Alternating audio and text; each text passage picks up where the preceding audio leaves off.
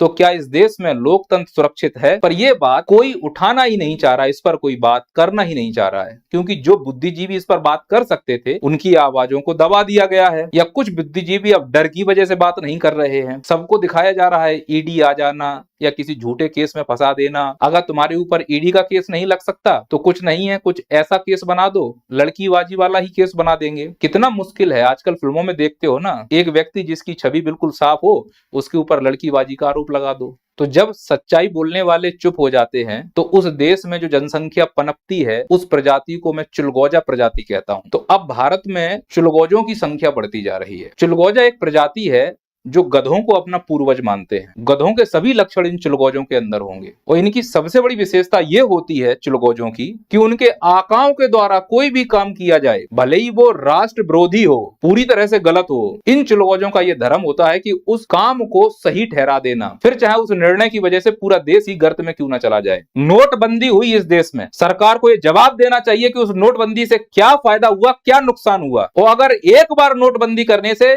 माननीय प्रधानमंत्री मोदी जी ने कहा था मुझे 50 दिन का मौका दो, अगर मेरी नियत में कोई खोट निकले तो मुझे चौराहे पर आकर सजा देना, मैं चौराहे पर खड़ा हो जाऊंगा आकर। कहां गए वो प्रधानमंत्री जी के वादे? मुझे तो पूरी तरह से खोट दिख रही है। अर्थव्यवस्था चरमरा गई है जब से ये नोटबंदी हुई है, और अगर इसमें कोई कमी नहीं होती तो लोग लाइन में नहीं लगते। जल्दबाजी में लिया गया निर्णय था ये। और अगर नोटबंदी इतना ऐतिहासिक फैसला था तो माननीय प्रधानमंत्री मोदी जी किसी भी रैली में नोटबंदी का जिक्र करने से नहीं चूकते। जिस प्रकार से वो राम मंदिर का जिक्र करने से नहीं चूकते, 370 का जिक्र करने से नहीं चूकते, एयर स्ट्राइक का जिक्र करने से नहीं चूकते, वैसे ही नोटबंदी का जिक्र करने से नहीं चूकते आप, क्योंकि वो निर्णय आपका गलत था। अब चुलगौजों का धर्म है उस गलत निर्णय को सही ठहराना। ये चुलगौजे आपको न्यूज एंकर के रूप में मिलेंगे, या गली मोहल्ले में युवा नेताओं के रूप में इनकी पहचान की जा सकती है। और अगर ये नोटबंदी का निर्णय सही था तो वापस से 2000 के नोट, गुलाबी नोट क्यों बंद किए गए? और मेरा प्रश्न तो ये है माननीय प्रधानमंत्री मोदी जी से कि जब 2016 में नोटबंदी हुई तो आपने आकर बोला था 8 बजे से कि रात को 12 बजे से ये लीगल टेंडर नहीं होंगे 500 और 1000 के नोट। और जब दूसरी बार नोटबंदी यानी 2000 का नोट बंद किया गया तो फिर आपने आकर जनता को संबोधन क्यों नहीं किया? अगर पहली बार शुरुआत आपने की थी तो फिर अंत भी आपको करना चाहिए था। स्पष्ट दिख रहा है कि कहीं ना कहीं आपसे गलती हुई है, नियत में खोट है। पर यह बात उठाने के लिए आपके पास प्रमाण होने चाहिए। दूसरा, अगर आप इस प्रकार की बातें करोगे तो हो सकता है ये मेरा अंतिम वीडियो हो, पर मैं थक गया हूं इस सड़े हुए सिस्टम से। जो मेरे साथ हो सकता है आप कीजिए। इन चुलगौजों को यह लगता है कि जो वर्तमान बीजेपी सरकार है ये हिंदुत्व की हितैषी है, गरीबों की हितैषी है, महिलाओं की हितैषी है। तो क्यों ना पहले इसी पर बात कर ली जाए। इलेक्टोरल बॉन्ड पर हम बात करेंगे बाद में। क्या सच में यह सरकार हिंदुत्व की हितैषी है? जब अयोध्या में राम मंदिर बना था तो हिंदू धर्म के जितने धर्म गुरु थे वो मंदिर के बाहर बैठे हुए थे, और तथाकथित नेता मंदिर के अंदर पूजा कर रहे थे। अगर ये हिंदू के हितैषी होते तो धर्म गुरुओं को मौका देते भगवान राम की पूजा करने के लिए। भगवान राम का मंदिर अधूरा था, प्राण प्रतिष्ठा कर दी गई, अब उसके ऊपर कलश बनेगा तो मजदूर उस कलश पर पैर रखेगा, वो पैर कलश पर नहीं भगवान के सिर पर माना जाएगा। हमारे भगवान का अपमान हो रहा है, कैसे बोल सकते हो कि ये हिंदू हितैषी है? और सबसे बड़ी बात कि जिस देश में छत्रपति शिवाजी महाराज हो, जिस देश में महाराणा प्रताप, राणा सांगा जैसे वीर हुए हो, उस देश में किसी से हिंदू के संरक्षण की बात करनी पड़ेगी हमको? हमें किससे डर? ये देश हिंदुस्तानियों का है, किसके संरक्षण की बात कर रहे हो? हमारे घर में घुसकर ही हमको कोई धमका दे, ऐसा हो सकता है क्या? नहीं, ये माहौल बनाया जा रहा है, ये माहौल बनाया जा रहा है। ना हम तब दबे थे ना हम अब दबेंगे। लेकिन मैं स्पष्ट बोलता हूं कि ये सरकार हिंदू का चोला उड़कर केवल अपनी राजनीति कर रही है, नहीं तो इन धर्म गुरुओं का अपमान नहीं होता। कुछ लोग जो बोलेंगे कि ये सरकार युवाओं के लिए काम कर रही है। अरे मोदी जी ने कहा था 2 करोड़ रोजगार देंगे, फिर बाद में मोदी जी ने उस तिहाड़ी को इंटरव्यू देते हुए कहा था कि क्या आप पकोड़े तलने को रोजगार नहीं मानेंगे? 2 करोड़ से पकोड़े पर आ गए। कैसे मान लूं कि ये सरकार युवाओं के लिए काम करना चाहती है? माननीय मोदी जी, रोजगार और आजीविका में अंतर होता है। पकोड़े तलने से आजीविका चलती, उसे रोजगार नहीं कहते। और अगर ये देश सच में युवाओं की चिंता करता तो जो सरकारी नौकरियों की प्रक्रिया चल रही है, जो कि ज्यादा लंबा नहीं जाएगी, क्योंकि अब टेंडर प्रथा शुरू हो चुकी है चंदे की वजह से, इसीलिए तो सरकारी नौकरियां निरंतर कम होती जा रही हैं। और प्राइवेट में नौकरियां कैसे निकलती हैं वो सबको मालूम है। पर जितनी भी सरकारी नौकरियां निकल रही हैं उसमें भारत का प्रत्येक युवा या तो वैकेंसी बढ़ाने के लिए धरने पे जाता है, या रिजल्ट निकालने के लिए धरने पे जाता है, या फिर पेपर लीक हो जाए इसलिए धरने पर जाता है। उसको सिर्फ और सिर्फ प्रताड़ना मिल रही है। कैसे मान लूं ये सरकार युवाओं की हितैषी है? जिस सरकार को इस देश के युवा की पीठ थपथपानी चाहिए, वही सरकार सत्ता में आने के बाद जब ये युवा अपने आवाज उठाने के लिए दर पे जाते हैं तो उनकी पीठ पर लाठियां भांज दी जाती हैं। कैसे बोल दूं कि ये सरकार युवाओं की हितैषी है। कुछ लोग अजय बोलेंगे गरीबों के कल्याण किया है। मैं मानता हूं इस बार बजट में एमपीआई के द्वारा 25 करोड़ लोगों को गरीबी से बाहर निकाला गया। मोदी जी ने कहा कि 80 करोड़ लोगों को अनाज इसलिए दे रहे हैं जिससे कि वापस वो गरीबी में ना आ जाए। मोदी जी मैं क्लियर कर दूं, 80 करोड़ जो अनाज दे रहे हो आप, उससे भुखमरी दूर होती है, गरीबी नहीं। तो 80 करोड़ अनाज का मतलब है कि भारत में 80 करोड़ लोग भुखमरी के स्तर पर हैं, जो गरीबी से भी खतरनाक स्थिति होती है। गरीबी दूर करने के लिए आप एमपीआई का इस्तेमाल कर रहे हो, जिसमें कई आयाम होते हैं। अनाज भुखमरी का सूचक है, गरीबी का नहीं। तो अगर आप 80 करोड़ लोगों को अनाज दे रहे हो तो आप ये पूरी दुनिया को बताना चाह रहे हो कि देश में गरीबी से भी बदतर हालत है भुखमरी की।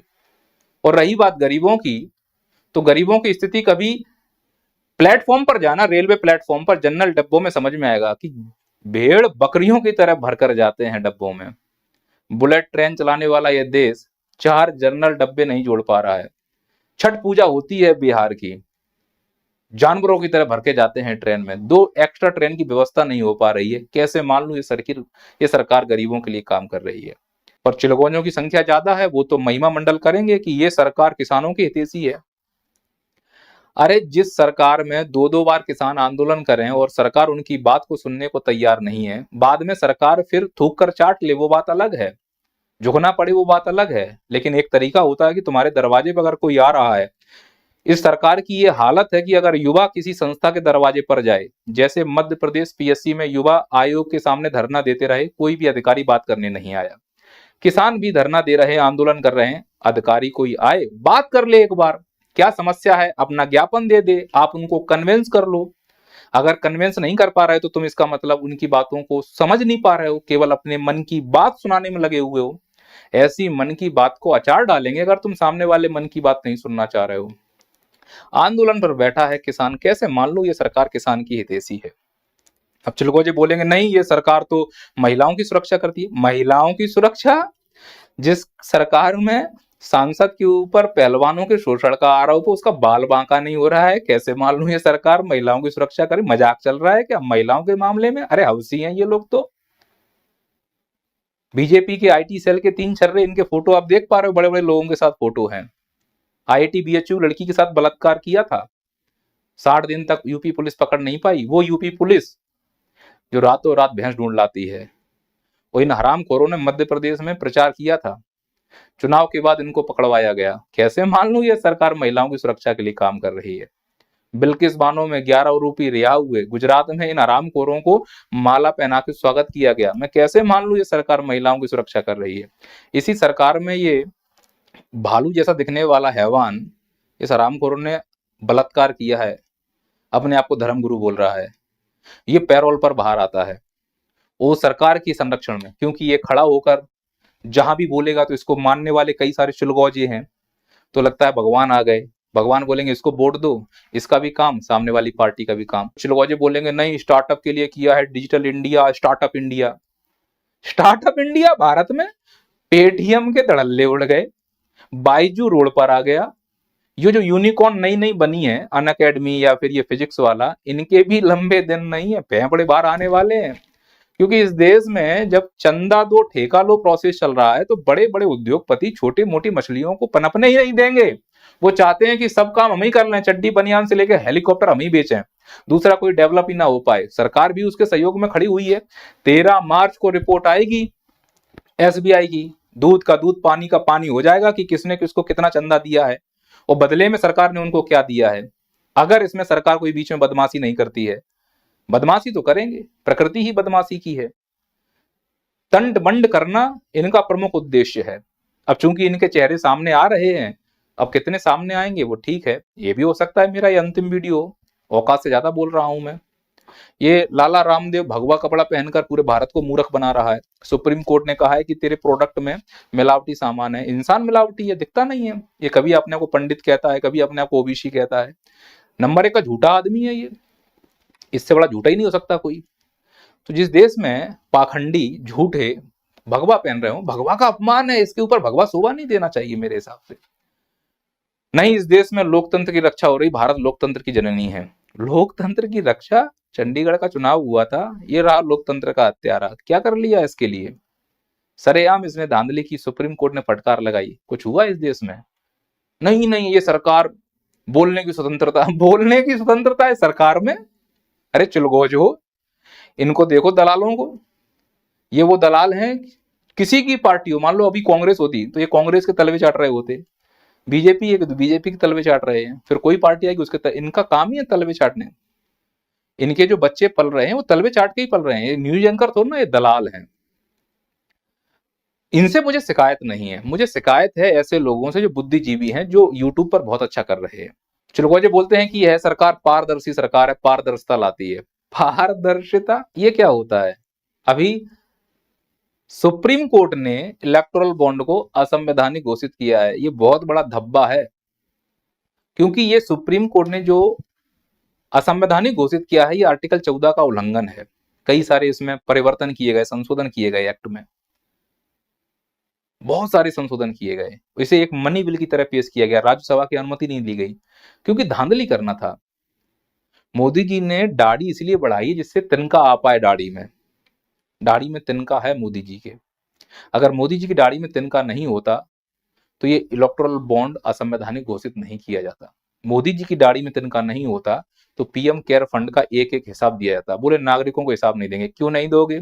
मैंने भी 2100 रुपए दिए हैं, मुझे मालूम होना चाहिए कि तुम 2100 रुपए मेरे कहाँ खर्च करने वाले हो। चंदा मांग रहे हो जनता से, हो जनता ही को नहीं बताओगे, होशियार ज्यादा समझ रहे हो अपने आप को, तो आपके ऊपर आरोप लगना स्वाभाविक है।